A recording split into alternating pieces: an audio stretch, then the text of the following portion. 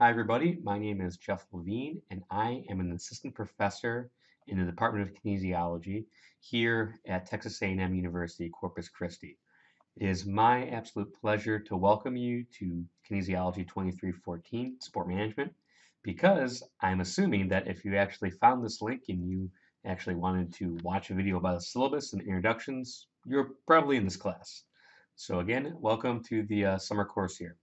So the objective for this video is to introduce myself and give you a bit of information about my background and why I'm teaching this course, and then go through the syllabus with you and maybe familiarize us with Blackboard a little bit and some of the common areas that you will be using as we move rather quickly through this course. So just a little bit about myself. My focus really is in sport management in the Department of Kinesiology. My background is in law.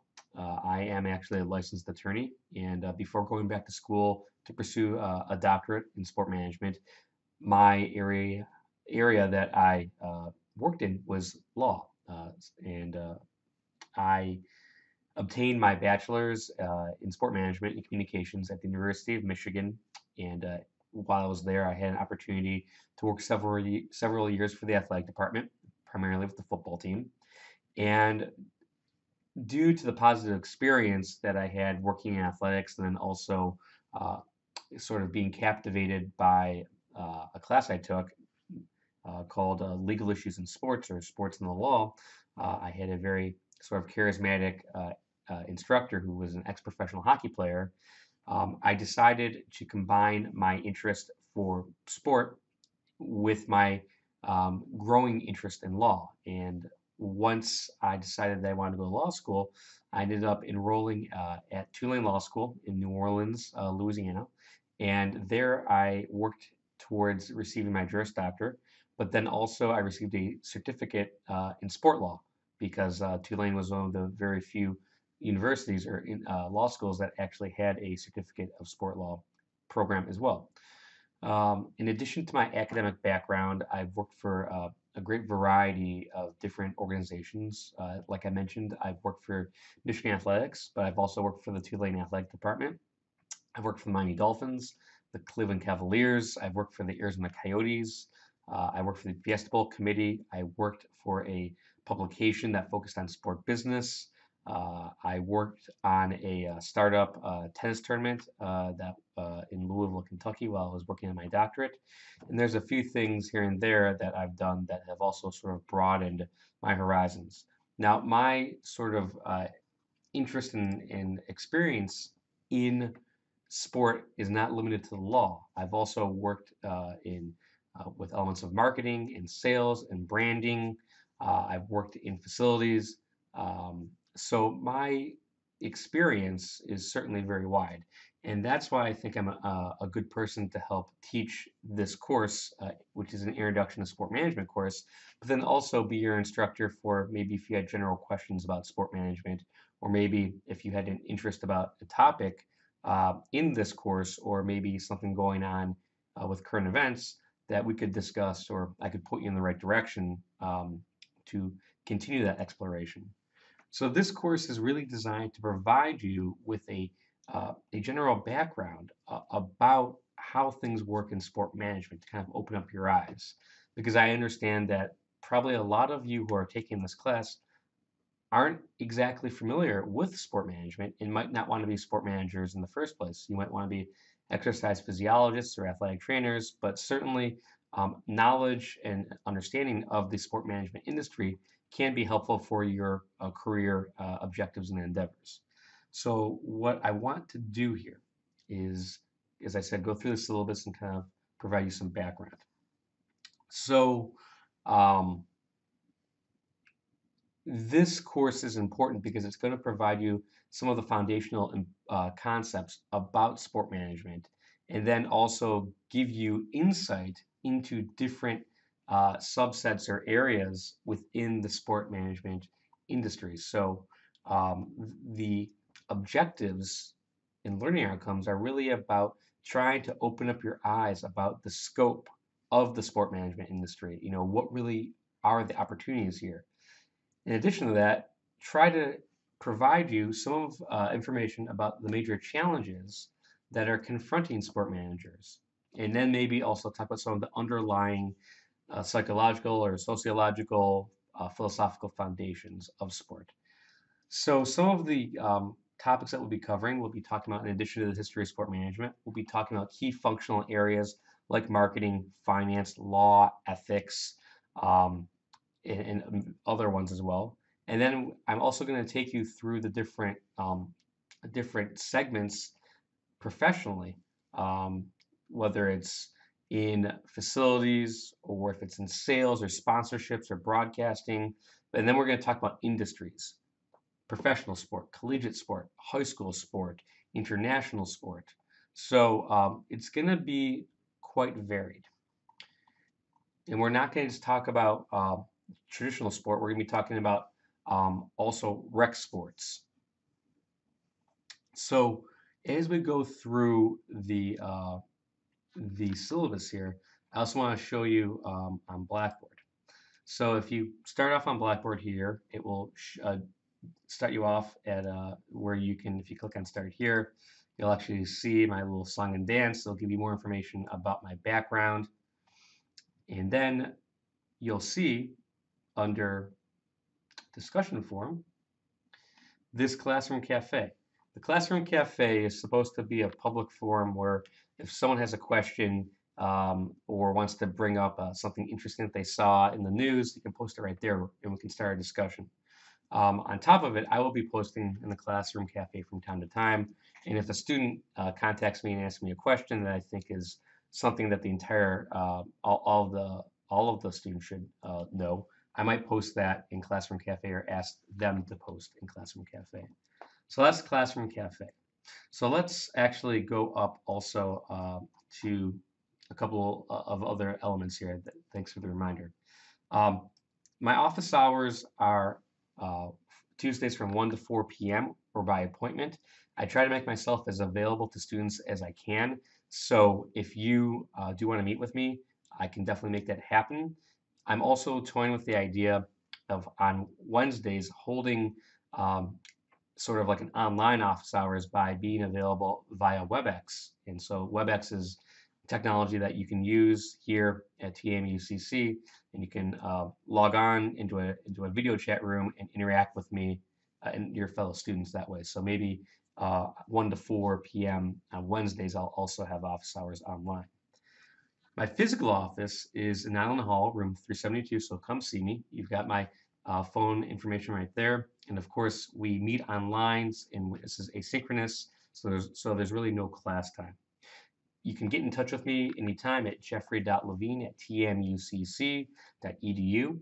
The one thing I ask is that you write your email and engage in conversations with me using professional language. So don't treat emails to me like a text message. Treat it as if it was a business communication, formal greetings, a body, and then a sign-off. That's going to be very important. I've noticed some students are starting to treat emails like texts, so that's something that we want to avoid. And as we go through the rest of the syllabus, you can see that the evaluation method is divided into discussion posts, chapter quizzes, assignments, a midterm, and a final. So there is both a midterm and a final, and the majority of the points is actually going to be in assignments. Assignments are going to be building off the concepts that we learn in the textbook, as well as what takes place during lecture and maybe discussion boards. So that's going to be something where you want to make sure that you are consistently turning in your assignments to get those easy points. Chapter quizzes are going to be open book and open note.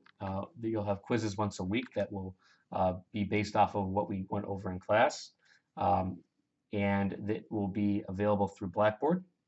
Discussion posts serve as attendance or a way to kind of get the discussion going online since we're not meeting in class.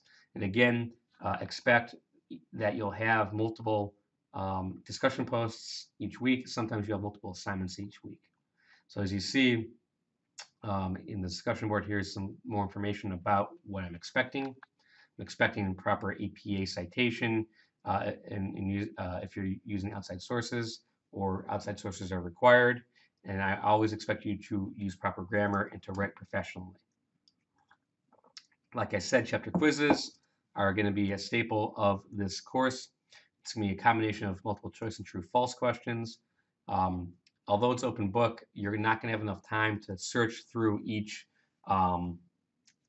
answer in order to find the right one. So make sure that you have done your reading and everything before you've actually take the quiz. Like I said, assignments, important. They're going to be your lion's share of points in terms of the smaller things. Your final and midterm are going to be kind of similar to the quizzes, multiple choice, true, false. Maybe there'll be some matching or short answer, but again, this is going to be where you want to make sure that you are confident in your understanding of the material before you take it. I also might offer extra credit, but that's up to my discretion. As you can see, each week contains multiple chapters. We're going to be moving around rather quickly. Week 2 is the midterm, and then week 5 is the final. So if we go to the content, you'll see that each week is organized according to the module. So if you click in week 1, you'll see each chapter is going to have the slides. I give you both regular slides and PDF handouts. So if you want to take notes while you're watching my lectures on YouTube, you can do that. And then for this week, there's multiple assignments. There's an ethics assignment, and a marketing assignment, and then your syllabus acknowledgement form, which I'll explain later. And if I forget for some reason, what I want you to do is by the end of the first week, I want you to print out the last page of the syllabus and then upload that to Blackboard and go ahead. It's actually going to look a little tiny bit different because I'm fixing this right now. I want you to print out this last page and fill in your name and signature and then either upload it by taking a picture on your phone and email and then using that to upload through Blackboard, or it's used as a scanned PDF. But as you can see, this is where you would do it just by clicking on Browse Your Computer. And then here you've got your Unit 1 quiz. So you want to make sure you hit everything. And in addition, you're going to have assignments due through the discussion forum. So for week 1, it's introduce yourself, and then there'll be a discussion forum for chapter 2 and chapter 6. I did not do one for chapter 3, so I might lay off a bit since I don't want to drown you in assignments and discussion forum stuff. All right. Moving along. So then we're going to get to class policies. As I said, class is online, so it's asynchronous, meaning that everything will be posted at the beginning of the week. It's not going to be released, over time for that week. So you can just do everything on Monday if you want, or on Sunday if you want. But remember, most everything is going to be due at 11:59 p.m. on Sunday. Now, I might take a look at discussion boards and see if we're not really getting good mileage out of those. I might make those due on midway through the week, so it will force you to kind of start thinking about the work for that week. So maybe it might be due on Wednesday as opposed to Sunday. It's important to know that late work will not be accepted. The only way I'll accept late work is if it was because of some sort of university mandated or excused reasons. So that's really the only reason. Appropriate classroom behavior. Since we're going to be online, sometimes students might act in a way that would be less courteous or respectful than if they were meeting in class. So I just ask everyone to be civil to each other and treat each other with a baseline level of respect that you'd like to be treated. That goes for me treating you, and hopefully you treating me the same way, and certainly you treating each other the same way. Textbook, we are using Principles and Practices of Sport Management by Master Alexis Barr and Hums. And academic honesty. In short, please don't cheat or plagiarize or forge anything. Act reasonably. Here are some of the potential remedies that can occur in the event that you are found that you did commit plagiarism. And then finally, pretty much disability accommodation. If you have a qualified disability, you are entitled to a reasonable accommodation. So please make sure to arrange that with the disability services or contact me so that you can actually receive that accommodation. Here is more information on civility, dropping the class. Make sure that you don't wait too late to drop the class. And as I said before, the syllabus acknowledgement form, please go ahead and upload that just by printing out the last page and signing it. You could even kind of just go, Jeffrey Levine, and then this is how in law you would do your signature, or you can actually sign it. So you can do that, or you can actually just do a wet signature. So really, that's it. We're going to have a lot of fun. We're going to be moving pretty quickly on this, but my takeaway message here is this stuff is more enjoyable if you get into it. Interact with your fellow students online. Send me questions. Come visit me during office hours or via WebEx, and I'm looking forward to having you all as students.